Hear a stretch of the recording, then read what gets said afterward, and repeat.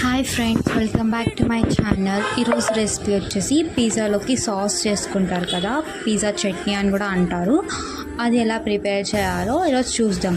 First 4 or 5 tomatoes తీసుకొని దాన్ని boil చేయండి. దాని తోలు వచ్చేస్తుంది.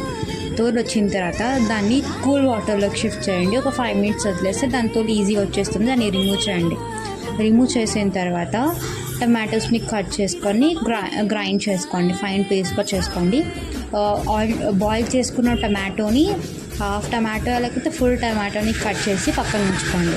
తర్వాత ఆనియన్, గార్లిక్ కట్ చేసుకొని ప్యాన్ పెట్టి గార్లిక్ వేయండి. గార్లిక్ వేసిన తర్వాత ఆనియన్స్ వేయండి. ఆనియన్స్ వేసి కొంచెం దూరగా వేగించిన తర్వాత ఒక టీస్పూన్ సోంఫ్ వేయండి. ఈ సోంఫ్ దీంట్లో చాలా ఇంపార్టెంట్, ఎందుకంటే ఈ సోంఫ్ వేయడం వల్ల చాలా